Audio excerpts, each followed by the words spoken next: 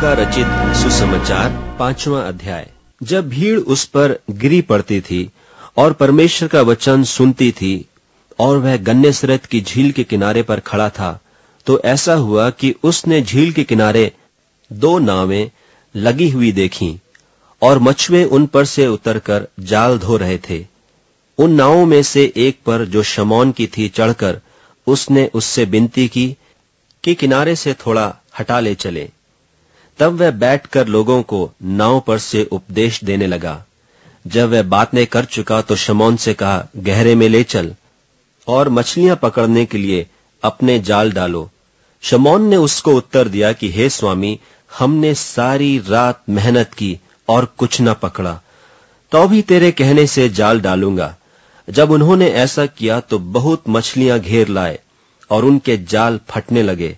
इस पर उन्होंने अपने साथियों को, जो दूसरी नाव पर थे, संकेत किया कि आकर हमारी सहायता करो, और उन्होंने आकर दोनों नाव यहां तक भर ली कि वे डूबने लगी। यह देखकर शमौन पतरस यीशु के पांवों पर गिरा और कहा, हे प्रभु, मेरे पास से जा, क्योंकि मैं पापी मनुष्य हूं।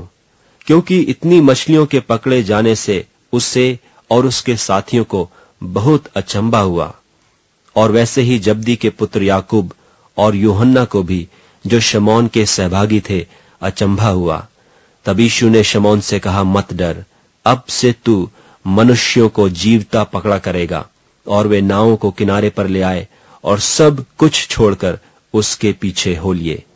जब वह किसी नगर में था तो देखो, वहां कोढ़ से भरा हुआ एक मनुष्य था, और वह यीशु को देखकर मुंह के बल गिरा और विनती की कि हे प्रभु, यदि तू चाहे तो मुझे शुद्ध कर सकता है। उसने हाथ बढ़ाकर उसे छुआ और कहा, मैं चाहता हूं, तू शुद्ध हो जा। और उसका कोढ़ तुरंत जाता रहा।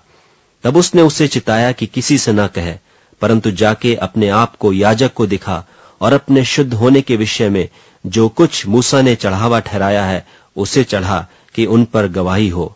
परंतु उसकी चर्चा और भी फैलती गई और भीड़ की भीड़ उसकी सुनने के लिए और अपनी बीमारियों से चंगे होने के लिए इकट्ठी हुई। परंतु वह जंगलों में अलग जाकर प्रार्थना किया करता था। और एक दिन ऐसा हुआ कि वह उपदेश दे रहा था, और फरीसी और व्यवस्थापक वहां बैठे हुए थे, जो गलील और यहूदिया के हर एक गांव से और यरूशलेम से आए थे, और चंगा करने के लिए प्रभु की सामर्थ उसके साथ थी। और देखो, कई लोग एक मनुष्य को, जो झोले का मारा हुआ था, खाट पर लाए, और वे उसे भीतर ले जाने और यीशु के सामने रखने का उपाय ढूंढ रहे थे। और जब भीड़ के कारण उसे भीतर न ले जा सके, तो उन्होंने कोठे पर चढ़कर और खपरेल हटाकर उसे खाट समेत बीच में यीशु के सामने उतार दिया। उसने उनका विश्वास देखकर उससे कहा, हे मनुष्य, तेरे पाप क्षमा हुए। तब शास्त्री और फरीसी विवाद करने लगे कि यह कौन है जो परमेश्वर की निंदा करता है। परमेश्वर को छोड़ कौन पापों की क्षमा कर सकता है। यीशु ने उनके मन की बातें जानकर उनसे कहा कि तुम अपने मनों में क्या विवाद कर रहे हो। सहज क्या है? क्या यह कहना कि तेरे पाप क्षमा हुए, या यह कहना कि उठ और चल फिर? परंतु इसलिए कि तुम जानो कि मनुष्य के पुत्र को पृथ्वी पर पाप क्षमा करने का भी अधिकार है। उसने उस झोले के मारे हुए से कहा, मैं तुझसे कहता हूं, उठ और अपनी खाट उठाकर अपने घर चला जा। वह तुरंत उनके सामने उठा, और जिस पर वह पड़ा था उसे उठाकर परमेश्वर की बड़ाई करता हुआ अपने घर चला गया।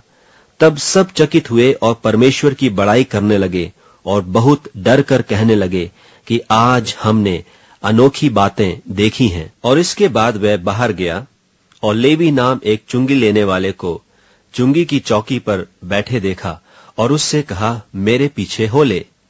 तब वह सब कुछ छोड़कर उठा और उसके पीछे हो लिया।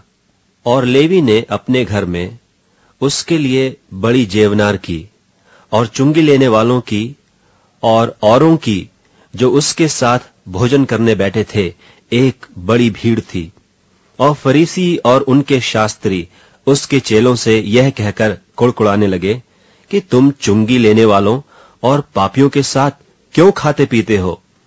यीशु ने उनको उत्तर दिया कि वैद्य भले चंगों के लिए नहीं, परंतु बीमारों के लिए अवश्य है। मैं धर्मियों को नहीं परंतु पापियों को मन फिराने के लिए बुलाने आया हूं। और उन्होंने उससे कहा, यूहन्ना के चेले तो बराबर उपवास रखते और प्रार्थना किया करते हैं, और वैसे ही फरीसियों के भी, परंतु तेरे चेले तो खाते पीते हैं। यीशु ने उनसे कहा, क्या तुम बरातियों से जब तक दूल्हा उनके साथ रहे उपवास करवा सकते हो? परंतु वे दिन आएंगे जिनमें दूल्हा उनसे अलग किया जाएगा, तब वे उन दिनों में उपवास करेंगे।